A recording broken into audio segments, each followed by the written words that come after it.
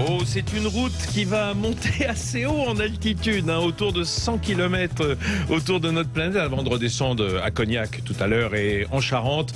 Mais ça sera dans la deuxième partie de l'émission.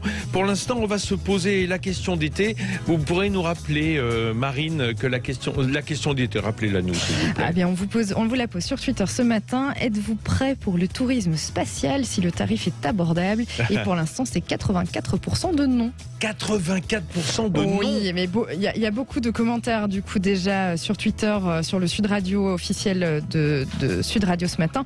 Eh bien, c'est surtout des commentaires qui sont liés à l'impact écologique. L'impact écologique, bien sûr. Évidemment. On se doute bien.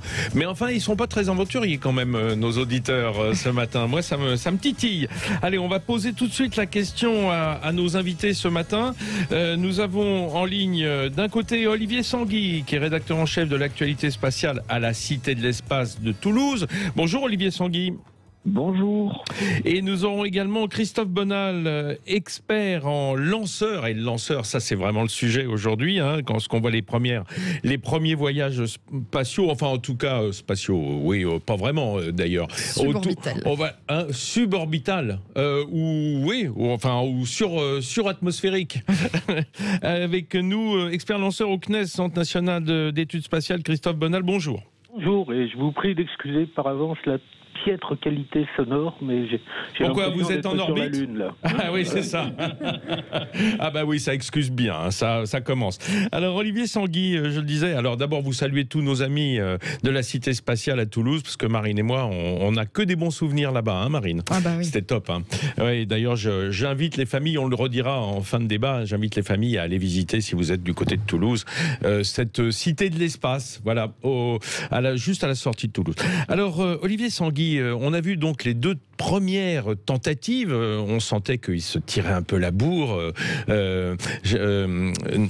Jeff Bezos et j'oublie son Richard prénom. Branson. Richard. Ah ouais, Sir Richard Branson. Sir Richard Branson. Est-ce que cette première tentative, est-ce que c'est vraiment les prémices du tourisme spatial ou est-ce que c'est une lubie de milliardaire ?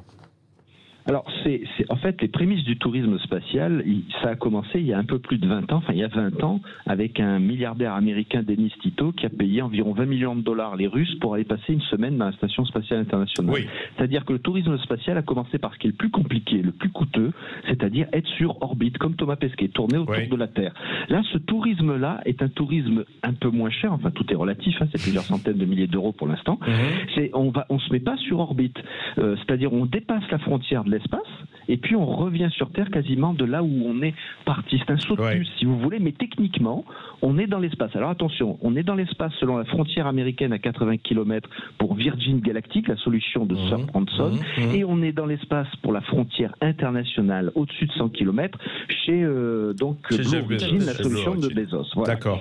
Mais Olivier Sanguy, vous qui vivez espace toute l'année avec tous les amis de la Cité de l'Espace, est-ce que vous n'avez pas été, parce que moi je vous le dis, j'ai été un petit peu déçu de me dire, si c'est pour passer 5 minutes, certes en altitude, voir la courbure de l'horizon, mais pas plus que ça, est-ce que ça vaut vraiment le coup ?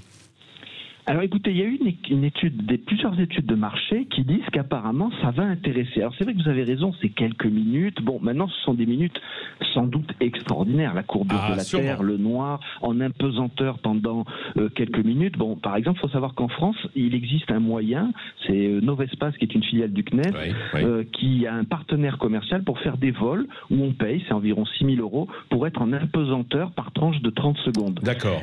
On dit que c'est cher et tous les gens qui le font reviennent en disant c'est extraordinaire. Donc si vous voulez, on est là sur quelque chose qui est de l'ordre de la sensation. C'est vraiment frustrant en ce sens que apparemment il faut l'avoir vécu pour se rendre compte que ça vaut le coup. Mais quand on est sous l'eau dans un scaphandre, on n'a pas cette sensation aussi d'impesanteur ? C'est très différent parce que en impesanteur vous ne pesez rien. C'est-à-dire que vous êtes en chute libre. Alors, ceci dit, vous avez raison, parce que ça s'approche. C'est comme ça que les astronautes s'entraînent souvent pour les sorties extravéhiculaires. Mais c'est une simulation imparfaite. D'accord. Je me tourne vers Christophe Bonal, parce que lorsqu'on pose la question du tourisme spatial, se pose évidemment celle du lanceur, du mode de transport, en quelque sorte. Or, on l'a bien vu dans les deux tentatives, celle de Branson et de Bezos, les lanceurs, enfin, ou en tout cas les engins spatiaux sont très très différents. Oui, vous avez raison, ils n'ont absolument rien à voir. Donc du côté de Branson, c'est une petite navette qui est emportée en dessous un avion, d'ailleurs un avion très particulier qui s'appelle le Chevalier Blanc numéro 2. Qui était un bel avion d'ailleurs, un bel avion avec deux empennages, on peut dire une sorte de double empennage. Oui, tout à fait, double fuselage. Double fuselage, oui, c'est vrai. Pour la petite histoire, d'ailleurs, la cabine reproduit strictement l'intérieur de la cabine de la petite navette, de manière à pouvoir s'entraîner avant. D'accord. Et puis emmener votre famille pendant le vol. Voilà. Je vous pose une question tout de suite, excusez-moi, mais parce que je me suis posé la question en voyant décoller l'avion. Et l'équipage, enfin le commandant de bord de l'avion, il était de quel côté ? Dans la cabine de droite ou de gauche ? Il est dans le fuselage tribord et il est en place de gauche, comme tout le bon commandant. À gauche, comme on dit sur les lignes aériennes, effectivement. Voilà, à gauche, mais dans le fuselage de droite. Voilà. Et donc il monte à 12 km d'altitude, il largue la petite navette qui part à la verticale après avoir allumé son moteur. Une fois que son moteur s'éteint, il continue sur sa lancée, ce qu'on appelle une trajectoire balistique, un peu comme quand vous lancez un caillou vers le haut, il continue jusqu'à ce qu'il monte et qu'il atteigne une vitesse nulle, puis après il redescend. C'est ça retombe. Voilà, ça retombe à son apogée. Du côté, pour répondre aux soucis de vos auditeurs, effectivement, du côté de Branson, la solution qui a été choisie, c'est une solution qu'ils appellent une propulsion hybride, qui est un mélange d'oxydant liquide, du gaz hilarant à l'état liquide, et qui brûle un polybutadiène. Du protoxyde d'azote ? Pardon ? C'est du protoxyde d'azote ? Oui. Ah oui. N2O. Voilà. Incroyable. Ok, donc ça c'est bien et ça c'est anodin. Oui, mais il faut pas être dans le nuage derrière, sinon on est mort de rire, quoi. Voilà. Fait rigoler les passagers. Vous avez une bonne marade en plus de votre place. Voilà. Par contre, donc ça fait brûler un polybutadiène qui est une espèce de caoutchouc, alors très très très chargé en carbone. Et là, c'est vraiment comme si vous faisiez brûler un pneu, quoi. Et donc là, on peut dire ce qu'on veut. Pour le moment, c'est pas cool au niveau environnemental. D'accord.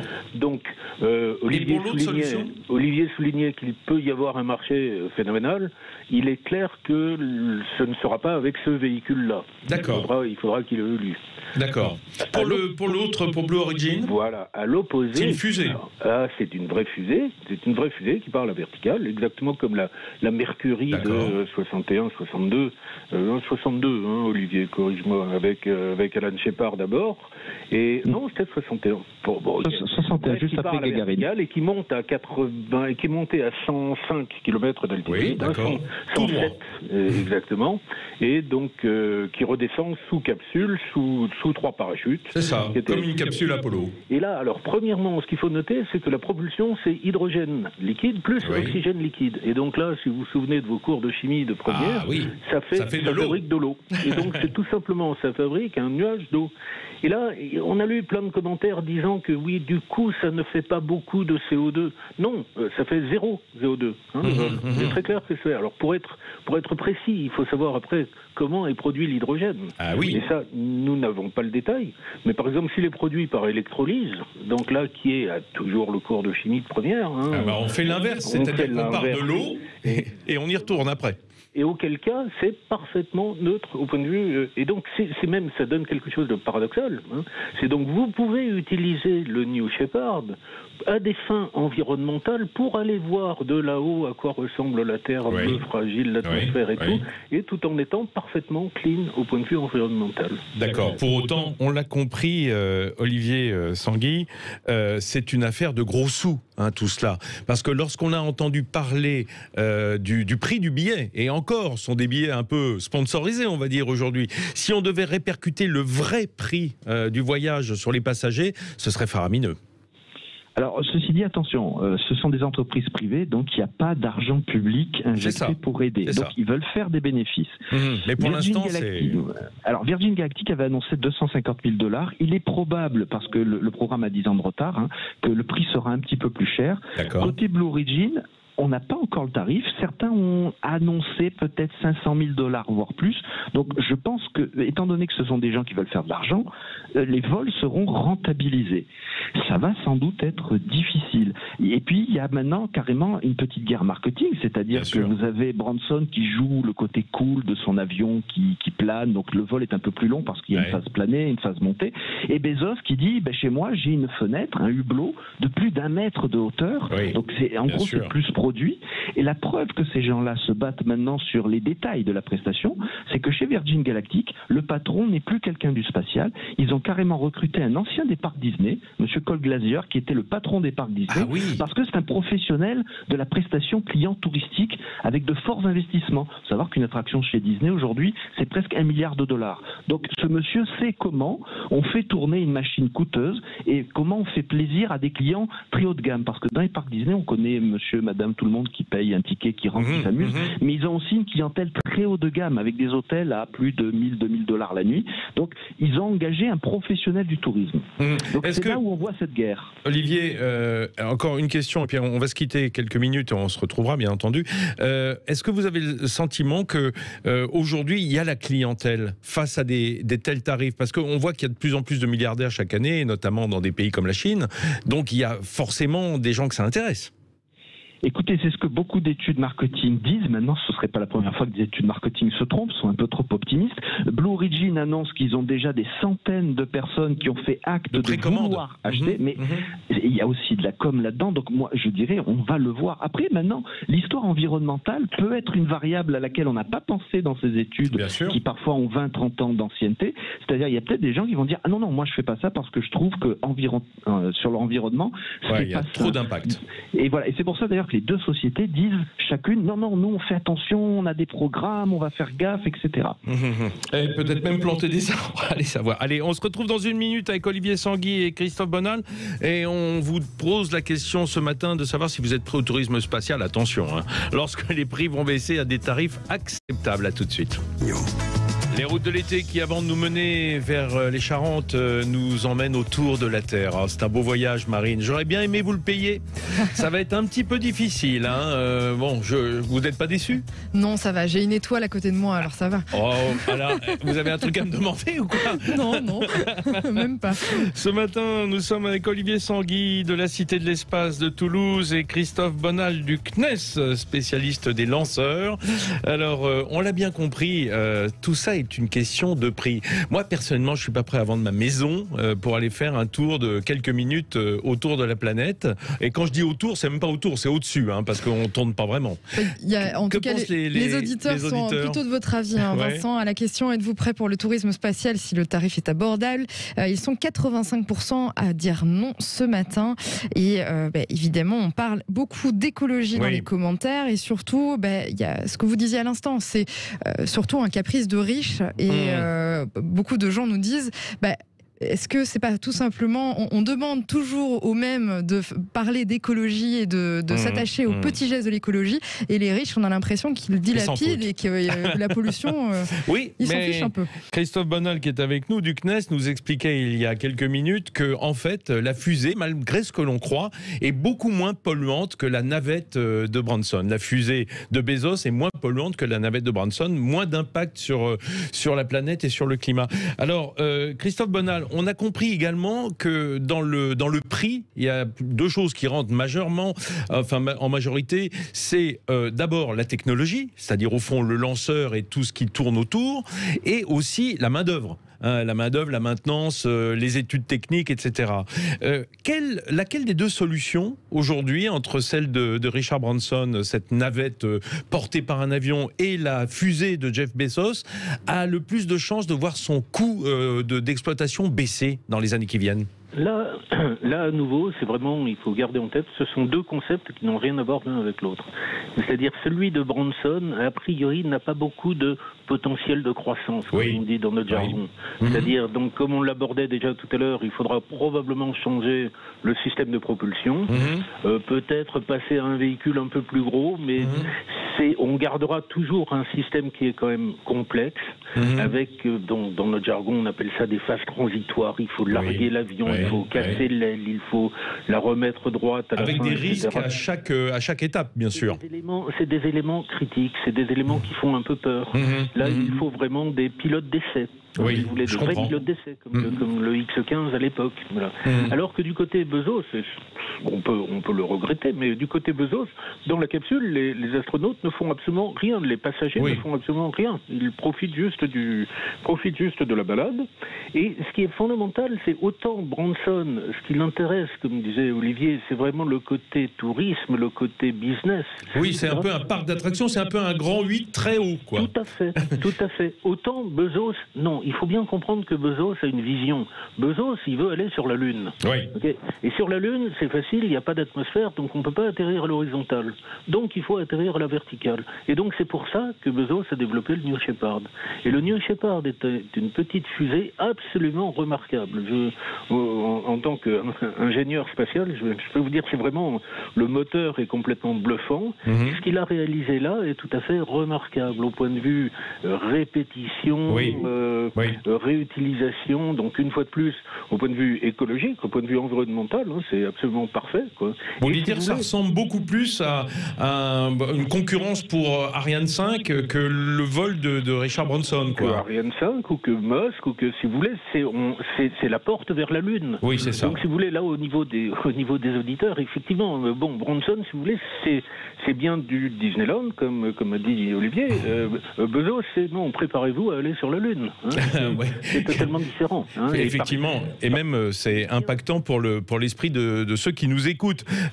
Olivier Sanguy, quand on pense à la Lune, là on pense peut-être à du vrai tourisme spatial d'avenir, parce que cette frontière de 100 km, elle n'a pas d'existence réelle dans l'esprit de ceux qui nous écoutent, ceux qui ne sont pas des spécialistes. Ça représente pas grand-chose d'être à 80, 100 ou même 120.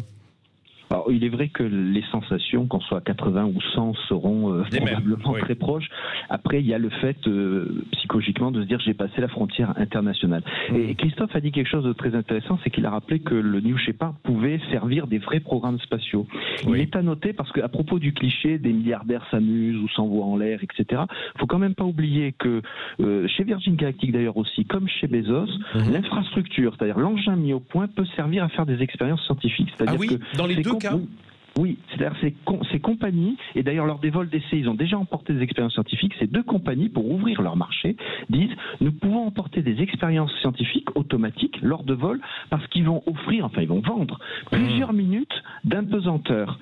Et l'impesanteur pour la science, c'est très important, c'est très cher de le faire, et là il y a une solution pour avoir quelques minutes d'impesanteur, moins cher qu'en allant dans l'ISS, mais c'est vrai que dans l'ISS, l'impesanteur dure des semaines, des mois, etc. Oui, mais il paraît qu'il y a un marché, voilà. Excusez-moi, mais on a tous le souvenir que ça se fait aussi avec des A320 qu'on met en piqué et pendant lequel il y a un moment d'impesanteur.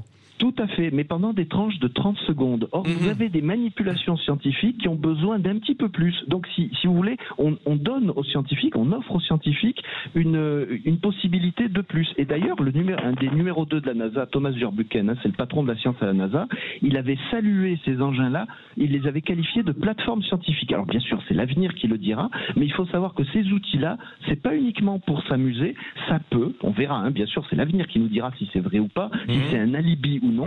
Ces engins-là peuvent servir à faire de la science et donner accès à l'impesanteur avant avec des institutions qui n'avaient pas les moyens. Je pense aux universités, par exemple. Et peut-être faire baisser le prix du voyage spatial, du tourisme spatial, parce qu'on fait rentrer des sous par ailleurs sur du scientifique.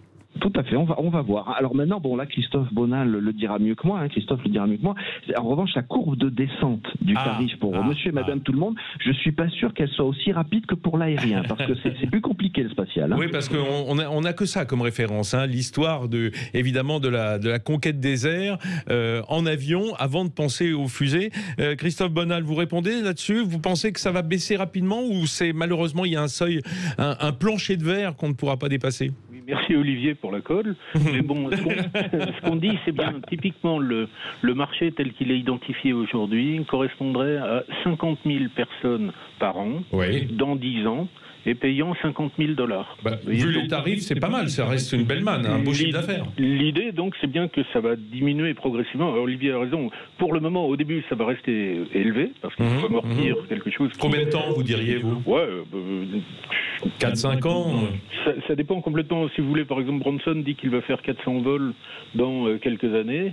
Je demande à voir, parce qu'une fois de plus, c'est peut-être pas avec ce véhicule-là. Et puis, vous voulez dire qu'il y a que les économies d'échelle qui feront baisser le prix, en fait? Oui, absolument, c'est évident.